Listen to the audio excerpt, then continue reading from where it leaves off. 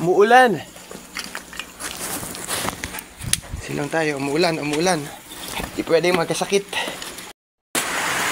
Ayan, so hindi po tayo papatinag sa ulan, no? Kung gusto, meron laging paraan, no? So, kailangan natin magtrabaho, sayang ang oras, no? Tapos umulan. Ayan, so hindi ibig sabihin na umulan, hinto na lang tayo talaga, no? Kapag meron po tayong gustong gawin, hindi po ibig sabihin na mahadlangan tayo ng mga bagay-bagay, no? Kailangan lang po na gawan natin ng paraan, no? So, hindi tayo i-please ng panahon, no? Tayo ang gagawa ng paraan para maabot yung mga pangarap natin, di ba? So, katulad yan, umulan, outdoor, nagtatrabaho tayo, overtime.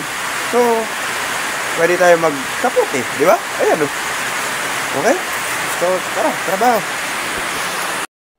Okay. Ayan. So, malinis na nga, no? Ayan. Okay, so malinis na. Okay. Kukunin ko na lang tong mga tumpok na ano na to. Hindi ko yung tinatapon kasi ginagamit natin yan sa compost, no? Ayan. Ginagamit natin pataba. Pwede rin yung gamitin sa sa mga planted na aquarium, no? Ayan. Basta sa mga culture, pwede rin yan. So, mataba po yan ng mga rich in minerals po yan, no? Nutrients. Ayan. So, bukas. Okay. So, ngayon, maglalagay na po tayo dito ng 1, 2, 3, 4 na bakal, no? Diyan po mag-a-anchor yung net natin papunta doon sa pader. So, maglalagay din tayo dyan pako na lang 1, 2, 3, 4, no?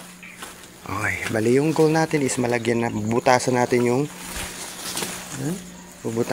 yung semento dito. Tapos lalagay natin yung tubular na bakal. Okay? Natumba yung ano yun. Tayo natin. Tayo ka.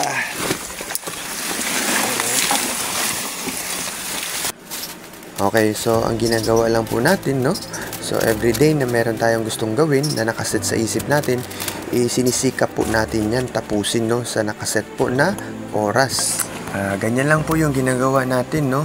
So pinasanay lang po natin yung sarili natin na sa mga ginagawa po natin, kung ano po yung kailangan tapusin, tinatapos po talaga natin para kinabukasan, panibagong gawain na naman po. Nang sa gayon, hindi tayo natatambakan, no? May accomplishment tayo at nagiging productive yung araw at gabi natin. Yan. So kahit gaano kadami yung ginagawa natin o yung mga kailangan tapusin natin, no? So nababawasan siya pa konti-konti basta ginagawa natin yung mga plano natin. Hindi puro plano lang. Maganda rin na sinisimulan natin gawin, no? Kapag kasi may pangarap tayo, hindi pwede na gusto lang natin, no? So kailangan i-work natin yan, gawan po natin ang paraan, no? Na para matupad po yung mga pangarap natin. Okay, so yan po, nilagyan na natin ng 1 by 1 na butas po para sa ating magiging anchorage ng ating ng ating net. Ayan po, 4 yan, supposed to be 1, 2. Bubutasan pa po natin dito at saka doon. Okay, so ito na nga mga tol, yung last part, no, nitong ating pag-overtime. Bali, bubutasan na natin to para lagyan ng ating mga 1 by 1 na tubular at magsisilbi po itong pinaka-poste pagsasabitan ng ating mga net. Yung net po pala na gagamitin natin is yung mosquito net.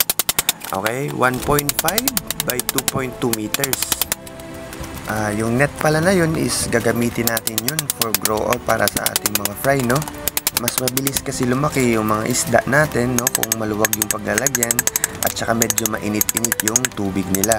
So, yan po yung naisip natin na gawin na lang tong malaking pond, itong gitna na to, instead na paglalagyan natin ng mga ref tubs. So, kapag syempre mabilis lumaki, mabilis din natin maibibenta yung mga produce nating mga isda, no?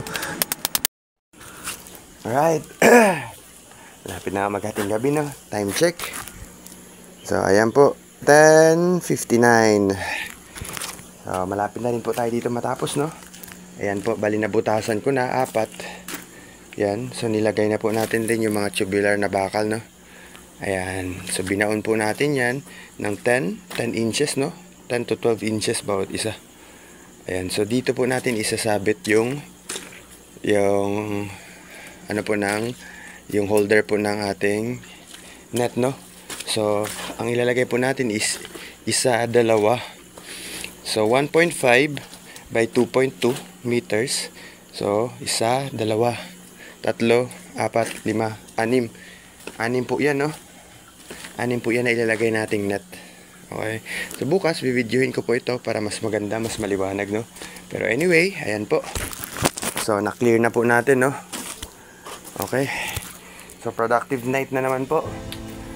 Yung overtime.